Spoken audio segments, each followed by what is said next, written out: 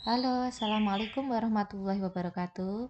Apa kabarnya anak-anakku semua? Pada kesempatan kali ini, kita akan pembahasan soal mengenai kalimat conditional sentence tipe 1 dan tipe 2 bersama saya, Mrs. Erna.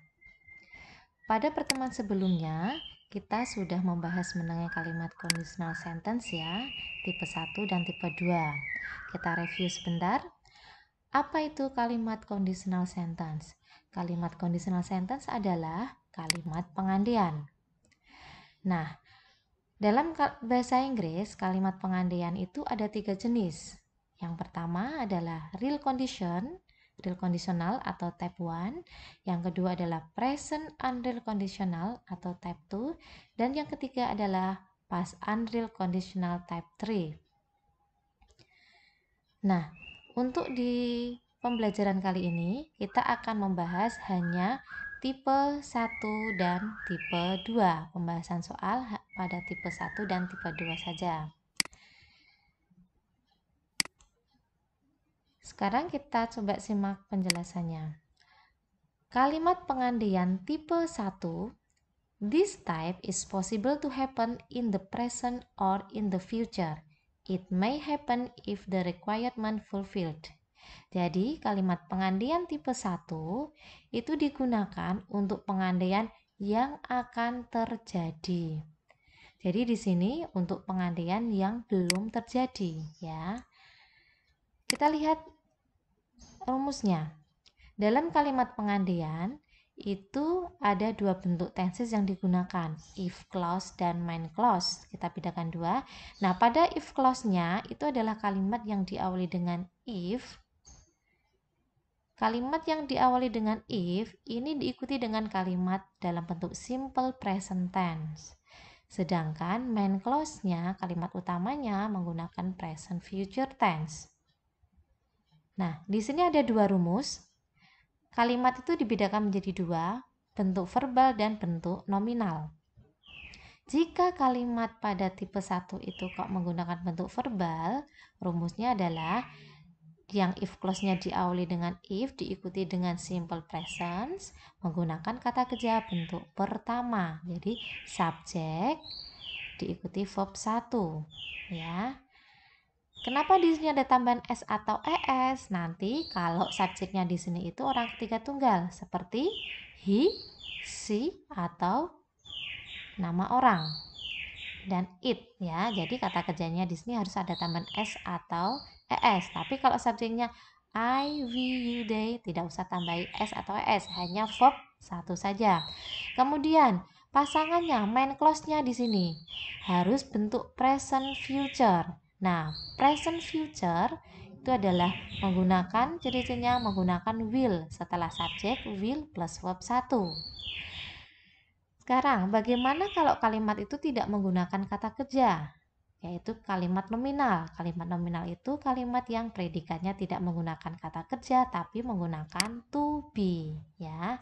If subject plus to be dan pasangannya pakai will.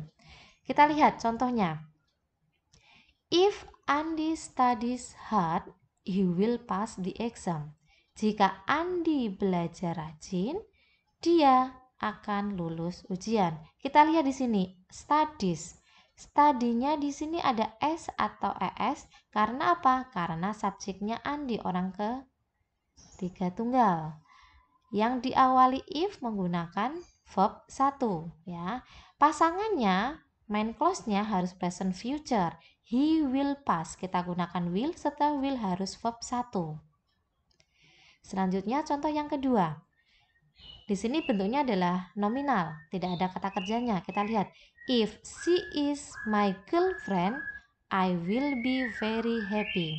She is. Nah, is di sini, to be-nya di sini ya, menyesuaikan subjeknya. Di sini bentuk nominal ya, pakai rumus yang ini yang bawah.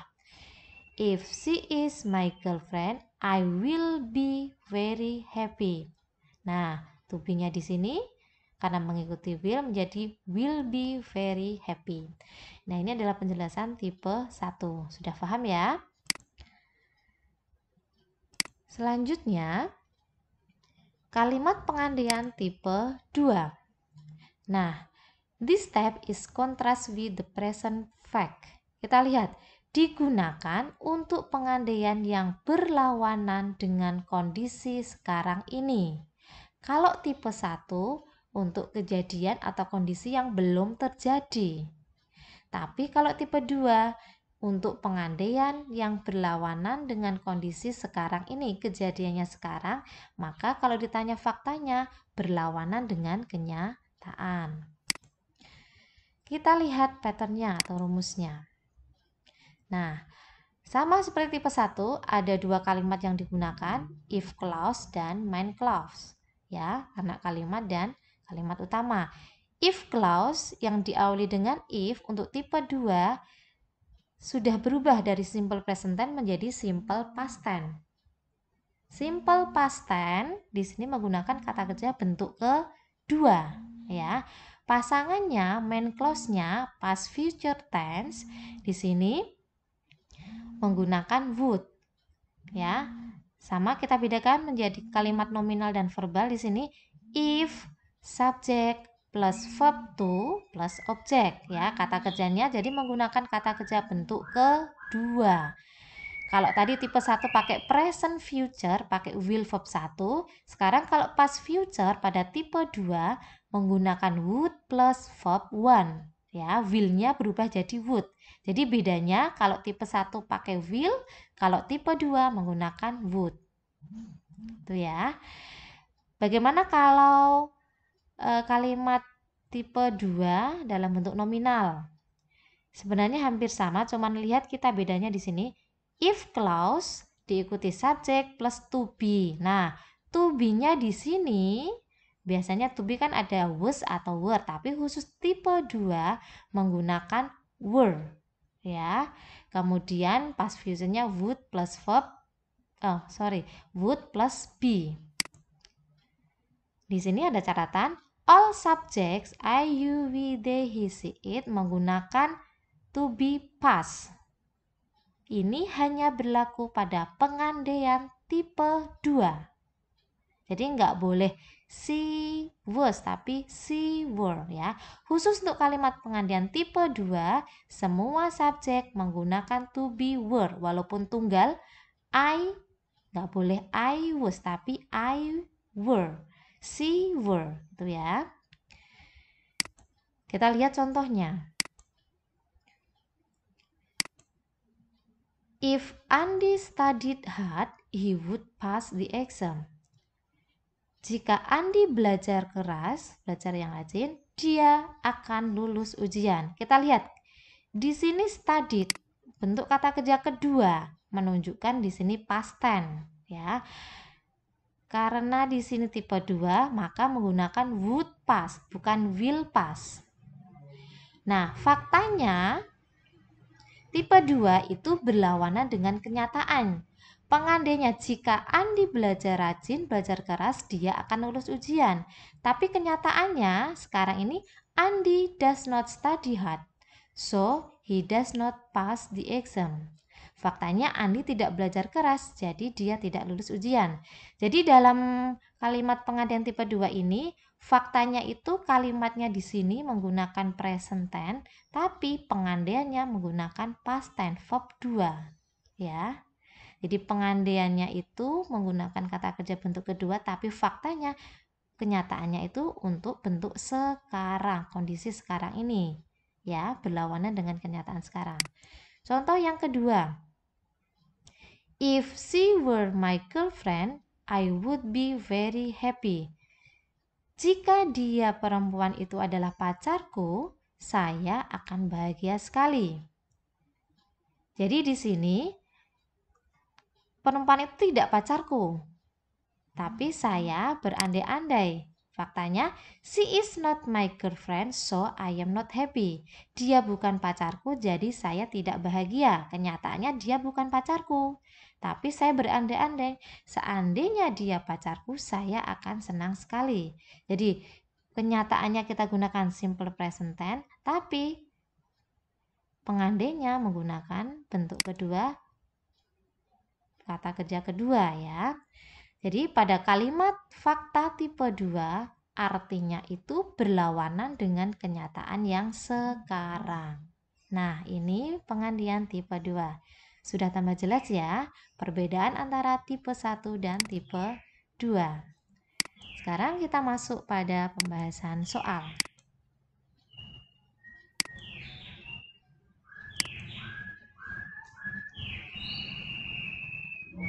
Soal yang pertama. Correct the verb in the brackets into conditional sentence type 1. Di sini khusus untuk tipe 1 ya. Contoh. If she love you, she call you. Nah, di sini dari soal ini hanya mengubah kalimat ini menjadi bentuk tipe 1 ya.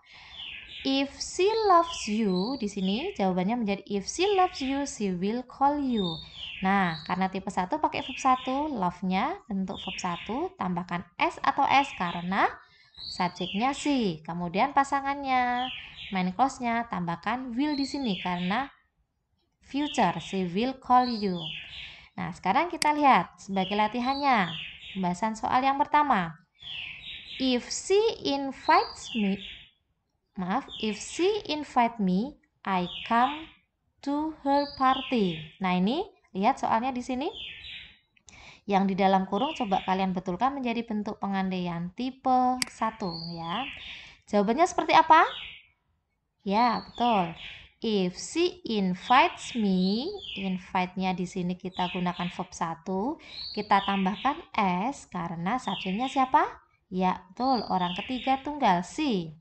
Kemudian karena present future, tambahkan will, I will come. Tetap diikuti verb 1, I will come to her party.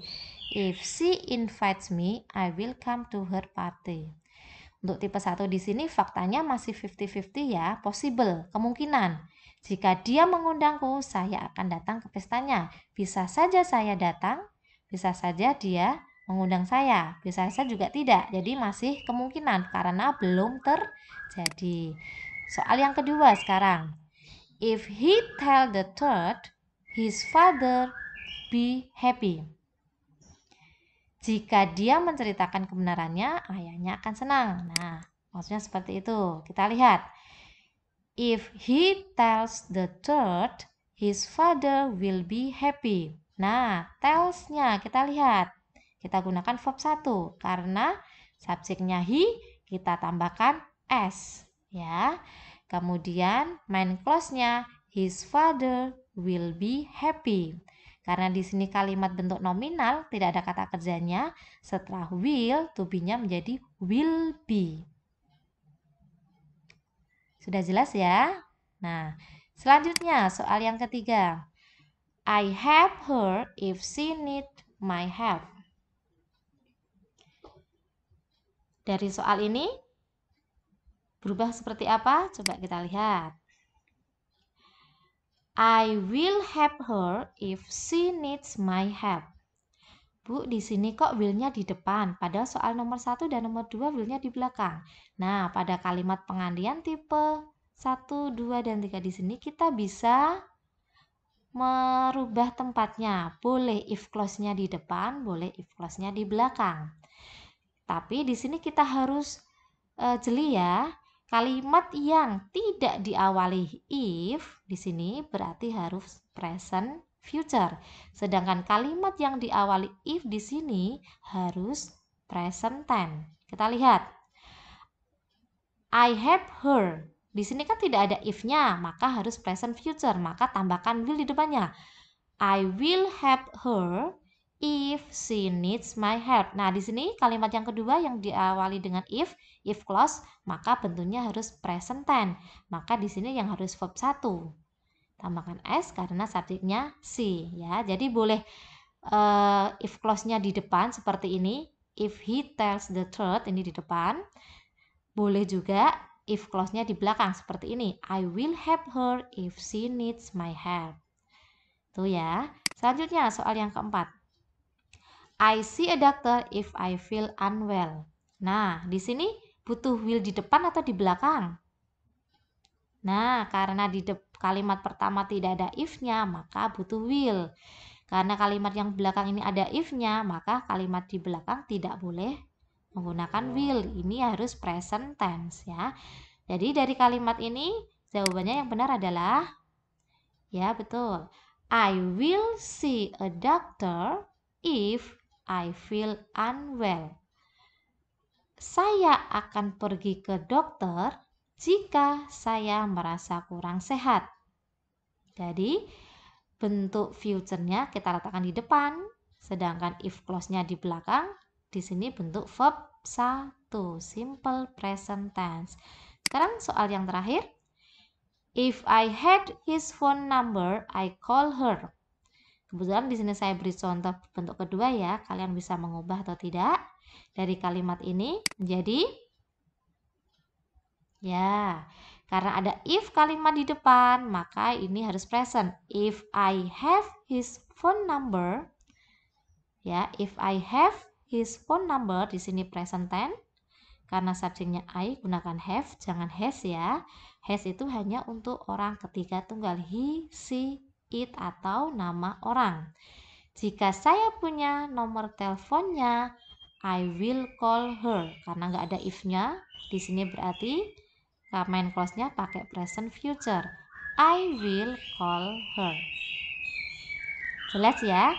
Ini adalah contoh pembahasan soal kalimat pengandaian tipe 1. Selanjutnya kita bahas pengandaian tipe 2. Betulkan kata kerja yang ada di dalam kurung dalam bentuk pengandaian tipe 2 ya. Di sini perintahnya. Sebagai contoh, if she love you, she call you. Di sini kita harus menggunakan tipe 2. Maka jawabannya menjadi if she loved you, love-nya lihat. Karena tipe 2 harus verb 2 ya. Di sini pakai loved. Kemudian pasangannya main clause-nya adalah past future menjadi she would call you. Ini adalah contohnya. Sekarang soal yang pertama. If he be sick, he go to the doctor. Kita lihat. Ubah kalimat ini menjadi bentuk conditional sentence tipe 2 yang di dalam kurung kita ubah. Kalimat nomor 1, if he be sick, yang diawali dengan if clause, if harus simple past tense. Nah, menjadi if he were sick. Loh Bu, kok bukan was? Kenapa pakai were? Tadi ingat, di awal saya beri penjelasan, catatan, untuk kalimat pengandaian tipe 2, maka to be yang digunakan semua subjek menggunakan were, nggak boleh pakai was ya. Menjadi if he was sick, he would go to the doctor. Selanjutnya, pada soal yang kedua, the director be angry if he come late. Kita lihat ya. Sama di sini. The doctor di sini tidak diawali dengan if clause, berarti di sini main clause ya, menjadi menggunakan bentuk past future. The director would be angry if we came late. Lihat, kata kerjanya menjadi bentuk kedua. Ya, boleh dibalik. If we came late, the doctor would be angry. Nih, soal yang kedua. Selanjutnya soal yang ketiga. If I find your wallet, I return it. Jika saya menemukan dompetmu, saya akan mengembalikannya. Nah, soal ini coba menjadi bentuk kedua, menjadi seperti apa? If I found your wallet, kita lihat, find bentuk pertama, karena tipe 2 harus verb 2 ya, menjadi if I found your wallet, I would return it. Past future ya, jangan pakai will tapi would return it. Selanjutnya yang keempat, if I finish the homework, I lend it to you. Jika saya menyelesaikan PR, saya akan meminjamkannya padamu. Ya. Nih, pakai verb 2, pakai past future. Selanjutnya, He buy that car if he have a lot of money. Jadi, he would buy that car if he had a lot of money. He would buy ya, would buy pakai would, past future. Pasangannya di sini if clause-nya menjadi past tense, he had. Nah, pada 5 soal di sini pengandaiannya itu tipe 2, maka kenyataannya berlawanan dengan kenyataan. Kenyataannya ya, faktanya berlawanan dengan kondisi sekarang. Yang pertama misalnya, if he were sick, he would go to doctor. Faktanya itu dia nggak sakit. Ya, jika dia sakit, dia akan pergi ke dokter. Kenyataannya adalah he is not sick, so he will not go to the doctor. Jadi kenyataan dia tuh sehat-sehat saja, cuman dia mengatakan kalau seandainya sakit dia akan pergi ke dokter. Itu ya, jadi tipe 2 berlawanan dengan kenyataan. Contoh yang kedua di sini, kalau ditanya faktanya bagaimana? The director would be angry if we came late. Kenyataannya kita itu tidak datang terlambat, kita datang on time. Jadi direkturnya tidak akan marah. Di sini kan director akan marah jika kita datang terlambat. Padahal kenyataannya kita itu datang on time, kita tidak terlambat. Jadi direkturnya tidak akan marah. Jadi the director is not angry with us because we come on time atau we don't come late. Itu ya. Jadi kalau ditanya pengandaian tipe 2, ditanya mengenai faktanya berlawanan dengan kenyataan atau kondisi sekarang ini. Nah, ini adalah pembahasan mengenai contoh soal pengandaian baik tipe 1 maupun tipe 2. Semoga apa yang kita pelajari hari ini bermanfaat ya. Terima kasih atas perhatiannya. Tetap semangat belajar ya, dan jangan lupa berdoa. Terima kasih atas perhatiannya. Wassalamualaikum warahmatullahi wabarakatuh.